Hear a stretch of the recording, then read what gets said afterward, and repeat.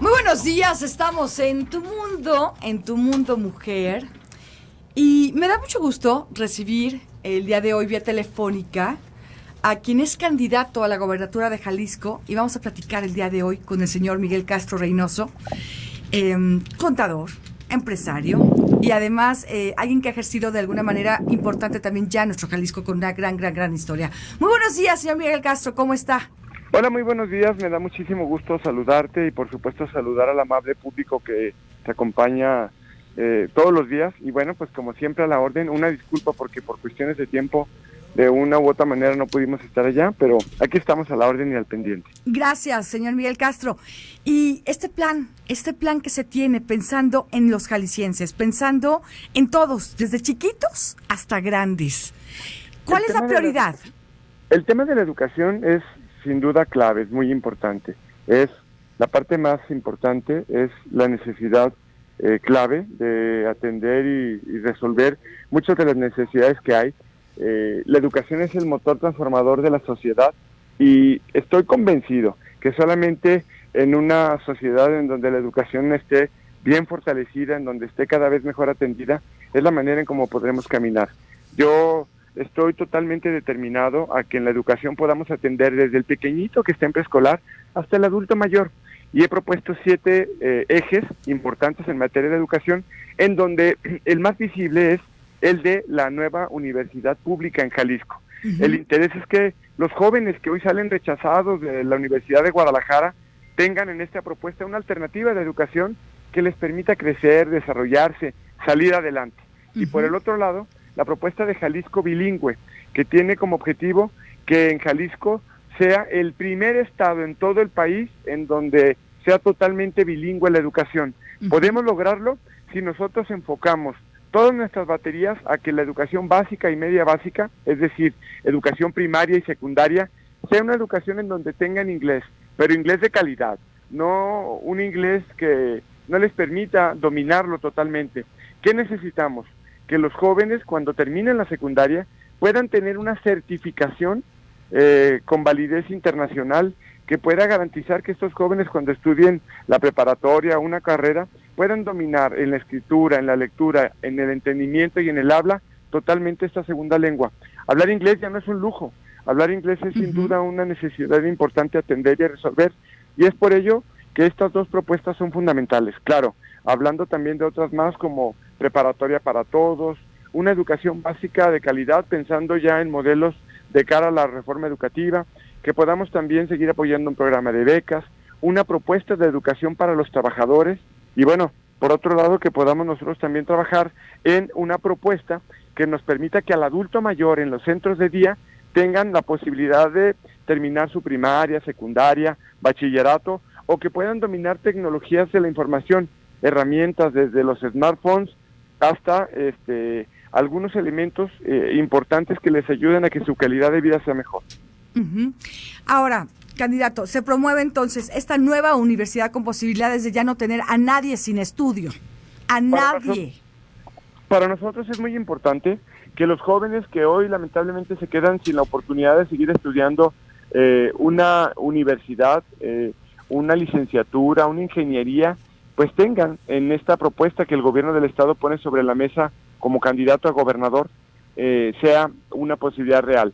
¿Qué proponemos? Que haya una inversión en conjunto de alrededor de unos 2.500 millones de pesos, que podamos utilizar carreras modernas, carreras a la altura de la demanda laboral que hoy se está exigiendo en el mercado, y que esto permita que podamos estar apoyando pues esta nueva propuesta de una nueva universidad pública gratuita. Uh-huh. Y el uso de las nuevas tecnologías, como decimos, ¿no? Es correcto, carreras por ejemplo como ingenieros que dominen las impresoras 3D, abogados 4.0, todo lo que tiene que ver con ingenierías, que hoy en muchas ocasiones el mercado laboral está demandando carreras con estos perfiles y que pues no tienen todavía una alternativa en muchas ocasiones.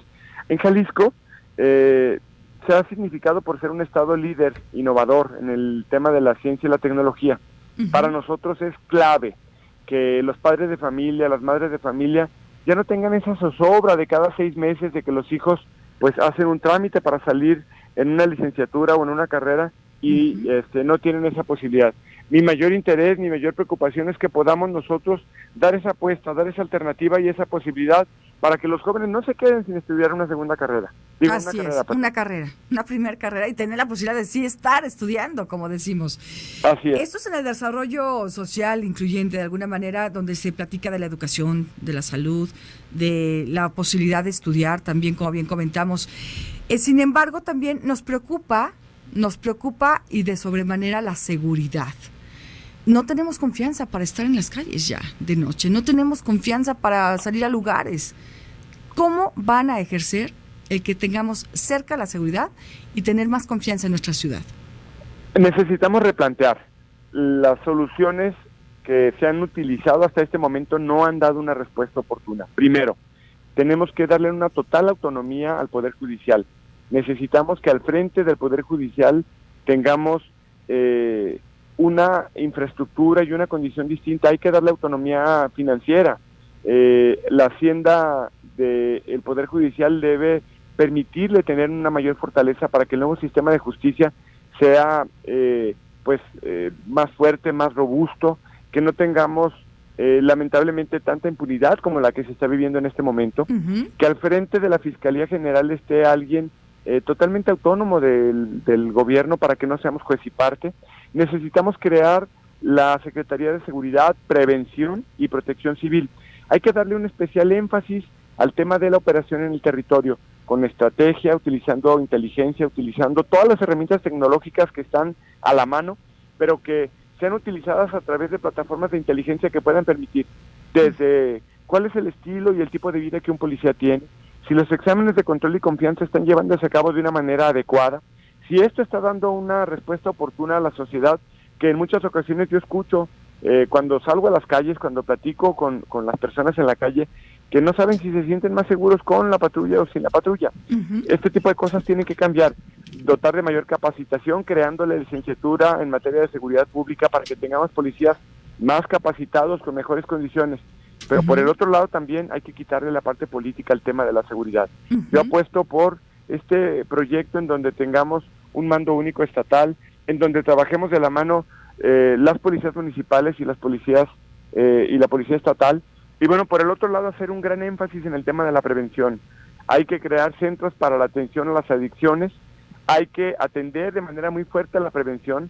Yo le he puesto asignaturas en educación básica, en educación preescolar, para que podamos tener asignaturas, es decir, clases para los niños, para prevenir el consumo de drogas, clases para prevenir el bullying, clases de nuevas masculinidades para que el niño desde chiquito pueda entender que la manera en cómo se debe relacionar hombre, mujer, varón, mujer, debe ser diferente a la que se ha dado, porque culturalmente hemos tenido una formación que no abona a luchar en contra del feminicidio, que es una situación lacerante, es un crimen terrible y que tenemos que cuidar y defender a nuestras mujeres.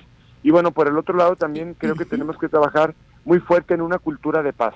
Por eso la seguridad se tiene que atender en el territorio, recuperando la confianza y la tranquilidad, trabajando de la mano los diferentes policías, con inteligencia, con las plataformas tecnológicas, pero por el otro lado también tenemos que trabajar muy fuerte en una cultura de paz y en la prevención a el consumo de las drogas. Y en cuanto a la seguridad para las mujeres, porque luego dicen, es que salgo tarde de trabajar, tomo el camión, salgo tarde de trabajar, y antes de llegar a mi casa, alguien me abordó y me violó. O sea, en serio, está pasando esto casi a diario en las noticias. No hay seguridad para las mujeres para andar en calle. ¿Cómo le vamos a hacer? Sí, claro, debemos crear una Fiscalía Estatal contra la Violencia de Género con personal capacitado, que garantice procuración de justicia a las mujeres, que sea pronta, que sea expedita. Debemos de tener también reglamentos de igualdad entre hombres y mujeres, acceso a las mujeres a una vida que sea libre de violencia, pero también tenemos que crear una unidad especializada para la atención y seguimiento a la emisión de órdenes de aprehensión. Es decir, las mujeres hoy en la tecnología deben de contar con estas herramientas para que ya no haya más feminicidios. Una aplicación en los teléfonos inteligentes y un brazalete que permita que si hay alguien que está violentando a una mujer no se le acerque. Que una mujer violentada ¿Continúa lo del botón de pánico? Sí, claro, pero también un brazalete, digo. La verdad es que se habla mucho del tema de derechos humanos y hay que entenderlo bien, pero también te debo decir algo. Cuando ya hay un orden de protección para cuidar de una mujer, debemos de tener mucho cuidado con estas órdenes de protección, que verdaderamente sean mecanismos efectivos que ayuden a que la mujer no esté en riesgo. Ha habido mujeres, lamentablemente en diciembre del año pasado, ya habiendo una orden de protección, a pesar de esa situación, una mujer fue, pues, una tragedia el que su propia pareja le haya quitado la vida.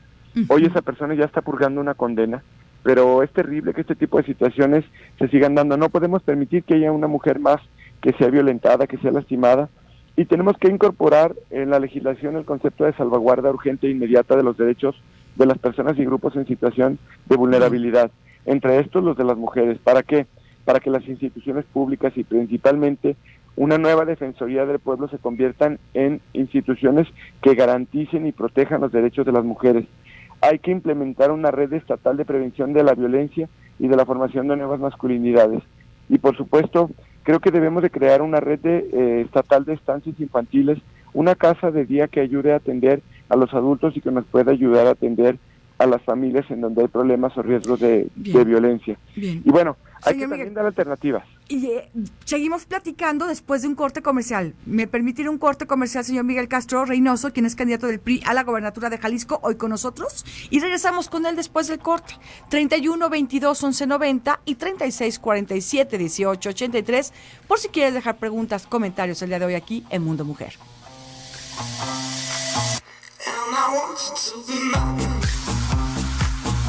Transformador.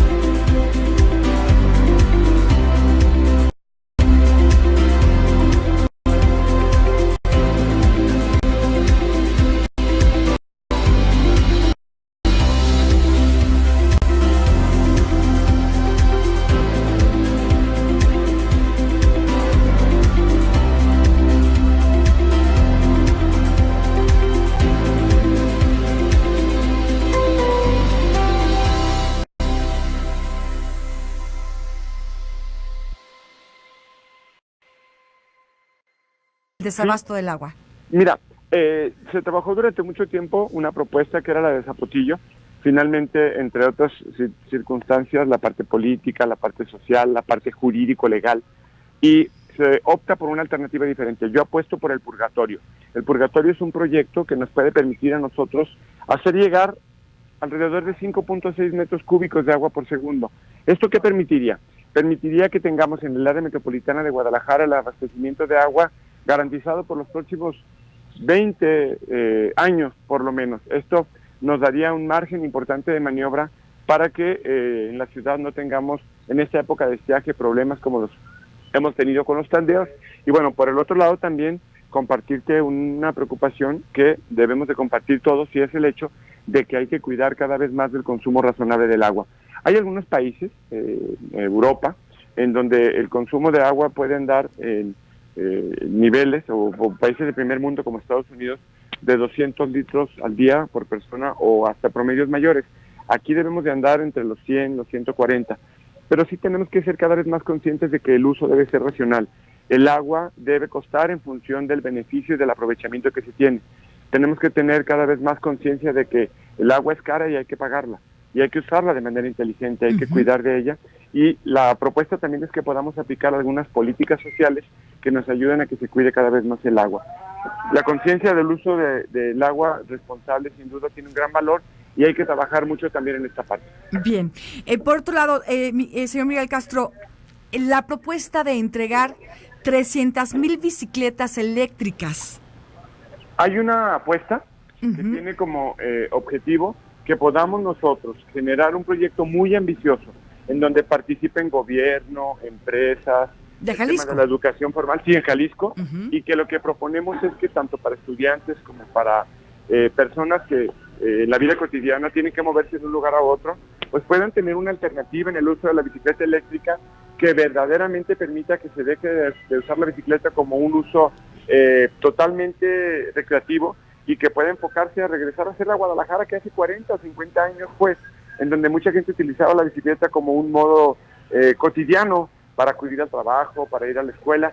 Creo que podemos apostar por ello, podríamos reducir en mucho los contaminantes, tendríamos una mejor calidad de vida, más saludable, y paralelamente a esto seguir avanzando en el tema de las ciclorrutas, y el candidato José Antonio Meade se ha comprometido a llegar por lo menos a 300 kilómetros de ciclovías en el área metropolitana de Guadalajara. Por eso creo que ciclovías, con una apuesta masiva de bicicletas para las personas, sería una alternativa que ayudaría, uno, a ahorrar dinero, porque pues hay quienes toman un camión y tienen que tomar 2, 3 camiones de ida para ir al trabajo y 2, 3 de regreso. Así y ahí se les van pues entre 7 y 9 pesos, que no es una cantidad menor, hay quien puede gastar hasta 40 pesos o más.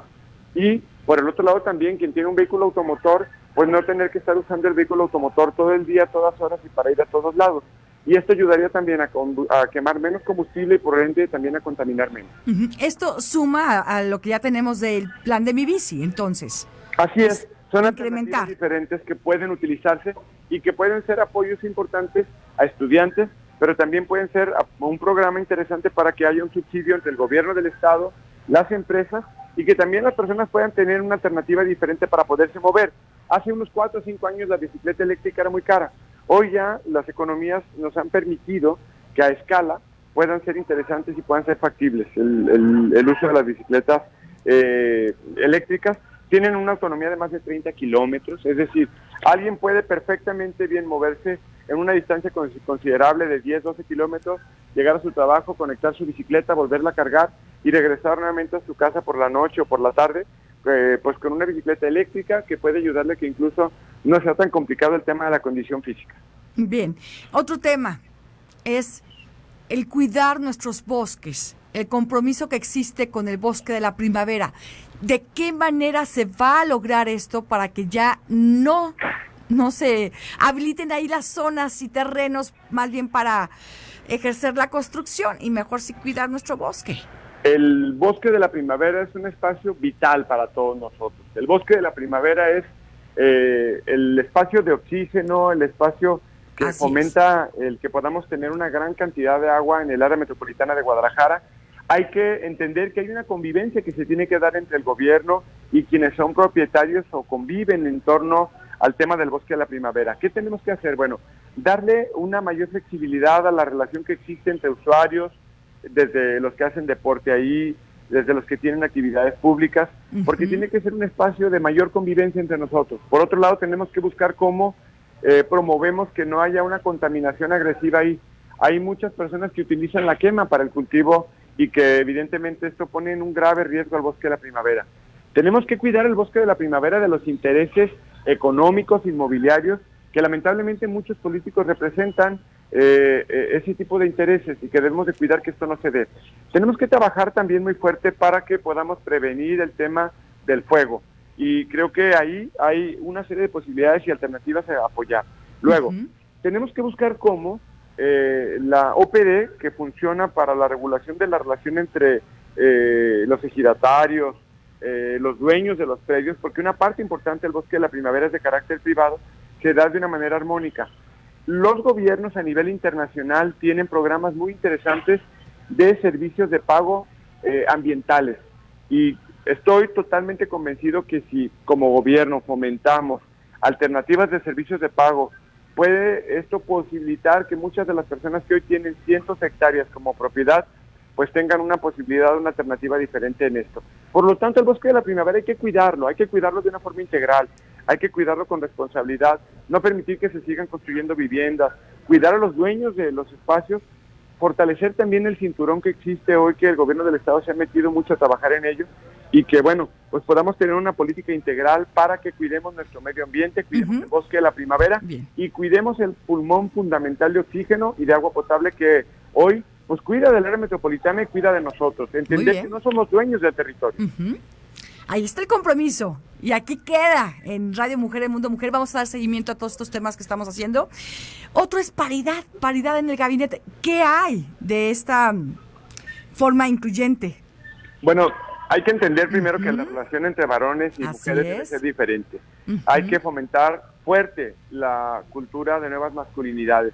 Es la única alternativa que nosotros tenemos para que haya una sociedad menos violenta, en donde nos respetemos y podamos entender que mujer y varón tienen las mismas posibilidades de desarrollo, mismas capacidades, mismo talento, y hay que fortalecerlo.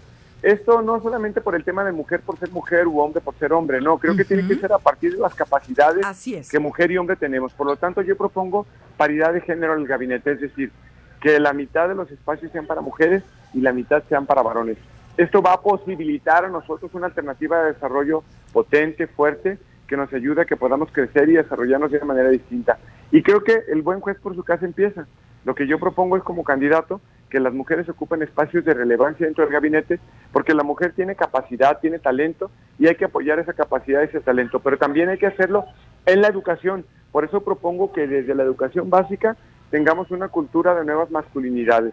Lamentablemente, en la sociedad misma, dentro de nuestras familias, con generaciones anteriores, culturalmente tenemos una mala cultura de entendimiento entre nuestra relación. Y esto tiene que cambiar y tenemos que poner el ejemplo. Así es. Y además, bueno, con niñas en casa, ¿verdad? Bueno, 3. Así es. Y hay que entender que las mujeres son talentosas, son capaces, son fuertes. Eso. Y hay que, pues, predicar con el ejemplo. Si nosotros desde este momento hacemos la parte que nos toca, seguramente el día de mañana estaremos posibilitando un proceso formativo que las ayude a reconocerse fuertes y que no permitan que nadie las violente, que nadie las lastime. Y no hablo solamente por las mías que tengo en casa, hablo como un candidato convencido de ser el candidato que defiende a las mujeres en Jalisco. Bien, tengo muy pocos minutos. ¿Cómo me gustaría seguir esta plática? Paola, ¿se puede mantener el diálogo con el caso de resultar elegido? En este caso, este diálogo directo con nosotros, porque, según entendemos, nosotros vamos a mandar en gobierno también. Por supuesto, y tenemos que dar todas las herramientas para que esto suceda. Lo hemos aplicado a través del programa de presupuestos participativos, en donde la mujer tiene el espacio para poder dialogar, para poder demandar sobre sus preocupaciones, sobre sus necesidades, sobre sus demandas. Así lo hice siendo secretario de Desarrollo Social, y creo que es uno de los grandes logros que el gobernador Aristóteles Sandoval y su gobierno pues han echado a andar. Por lo tanto, yo lo que planteo es que la mujer siempre tenga una voz de privilegio, siempre tenga el respaldo y el respeto que debemos de tener, y que nos preocupemos también hasta en el lenguaje de género, seamos cada vez más cuidadosos, fomentemos cada vez más el respeto a la mujer. Señor Miguel Castro, tengo más preguntas. Esta fue para Paola y ahora sigue Tere. Los camioneros manejan muy mal. ¿Qué van a hacer para que manejen mejor? ¿Habrá sanción? Bueno, tenemos que fomentar que no haya un incremento en las tarifas de transporte público mientras no otorguemos un mejor servicio. Aristóteles Sandoval como gobernador se ha fajado los pantalones y creo que esta política no debe de pues disminuirse. Por el contrario, hay que fortalecer una política en donde haya un mejor servicio de transporte público y sobre todo mucho cuidar de la violencia que existe hasta en el uso del transporte público con las mujeres.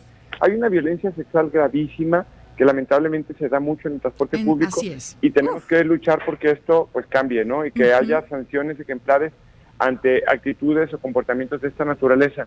Y es por ello que nosotros tenemos que trabajar muy fuerte en este tema y que dejemos en claro que tenemos que tener reglamentos de igualdad entre hombres y mujeres. Señor Miguel Castro. Acceso a las mujeres a una vida libre de violencia. Yo lo invito a seguir platicando, de verdad, pero se nos acaba el tiempo y lo seguiremos cada día en esta campaña. Muchísimas gracias, señor Miguel Castro, por estar presente en Radio Mujer, en Mundo Mujer. Soy Mónica Ramírez y me da mucho gusto, de verdad, esta plática que tuvimos el día de hoy con usted. Gracias Mónica, por su disponibilidad. Gracias. Muy buenos días. Muy buenos días. Vamos al noticiero, estamos contigo. Las preguntas que sigan llegando se las haremos llegar, por supuesto, de alguna manera, pero seguimos aquí en tu programa, en Radio Mujer, en Mundo Mujer. Vamos al noticiero de Promedios, Canal Continental, y regresamos. Puntualidad informativa.